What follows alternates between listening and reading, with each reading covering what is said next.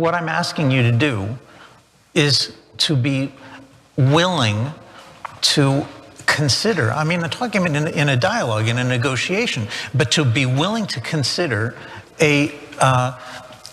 something other than the maximal dream scenario. Yes, I fully accept that. In order to give the Christian majority the possibility of running a Christian society in Christian areas, right? That's not only do I accept that, I will be very clear. I would strongly prefer that public schools teach the Old Testament and the New Testament rather than drag queen story hours.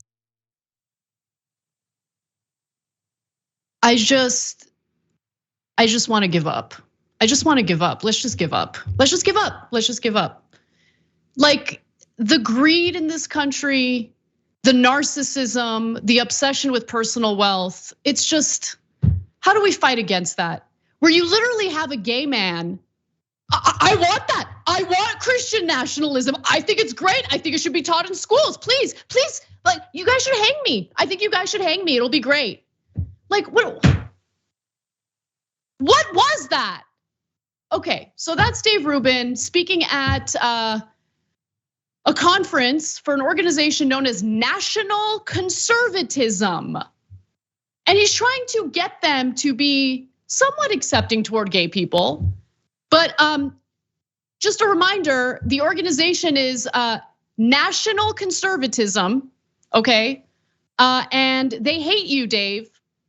And he also decided, maybe if I humiliate myself before them, maybe they'll give me some rights, maybe. Let's watch more.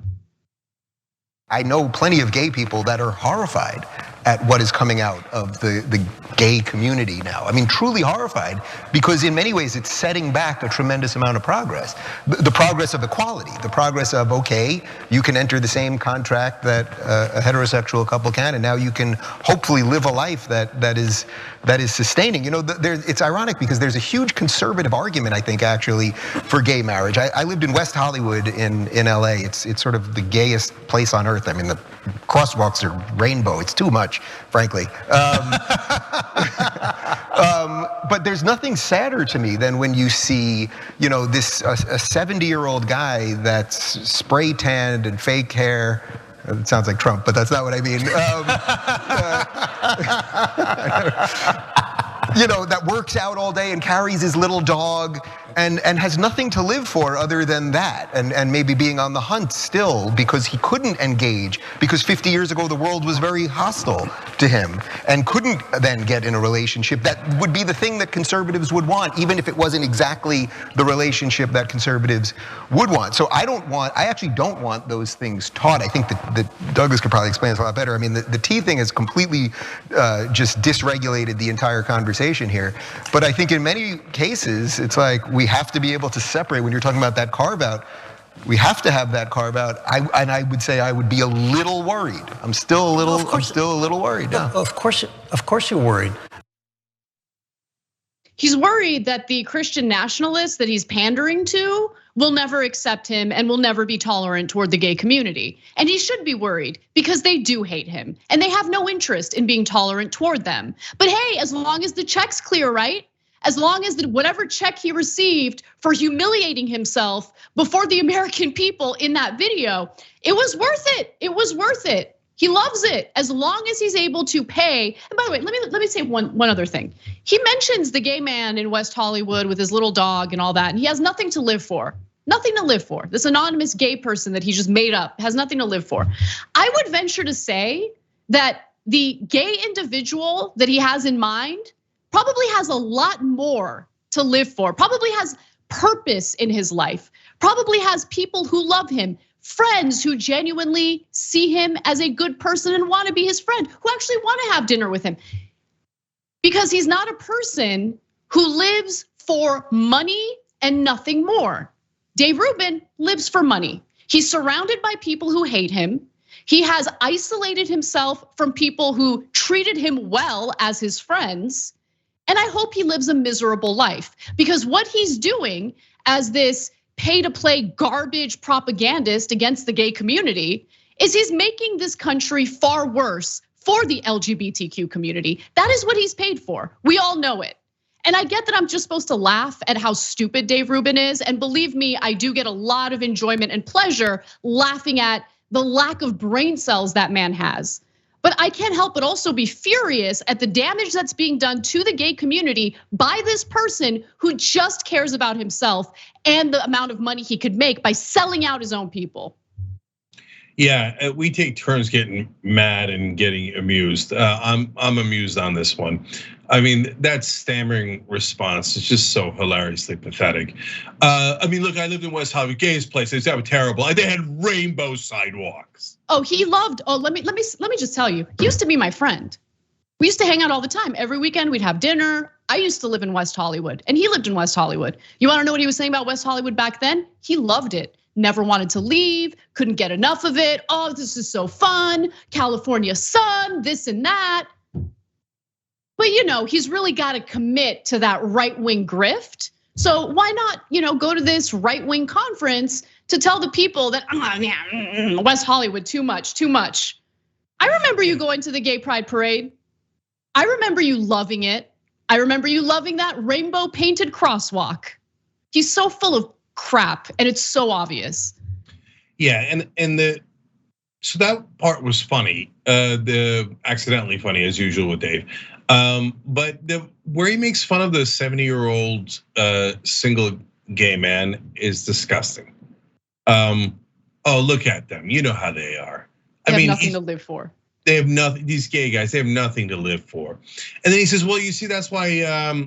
It would be a conservative argument to let gay people get married. And everybody's like, no, nope. That is not the official position of conservatives, the Republicans, the right wing. Nope. They do not want you to get married because they don't think you're equal to them, Dave. And you get paid to tell them how awful gay people are and how right they are. Oh, don't say gay in Florida. Well, he moved to Florida and now he's got kids and they're gonna be in those school districts. And he keeps, this is like his 18th time saying like, oh no, it's good. You shouldn't, in a school, you shouldn't talk about gay people. Why shouldn't you talk about gay people? Why should we not talk about straight people? If your concern is about relationships, okay, then let's not talk about any relationships. No, they don't want you to talk about specifically gay relationships because they think that gay people are evil and immoral. And you help them do that. So look, Anna, he's lost all of his friends. Even the right wing makes fun of him, not just behind his back, they're doing it on air now. So they have no respect for him. My guess is his family members are probably mortified at what he's turned out to be. And I don't know how much his husband is going to tolerate this gay bashing. Is it the rest of their lives? Maybe, I don't know. Okay. Have some self-respect, man. Do you not have any self-dignity, respect? I don't know. Yeah. I just can't, I cannot fathom my partner going out in public and humiliating us for money. I'm just not interested.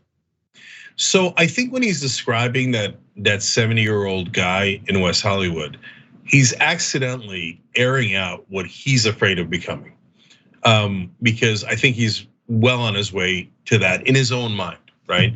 And so look, it's just a fact that in America, the right wing pays almost every minority group. They find a couple of people from each group and they pay them a lot of money to sell out their own group.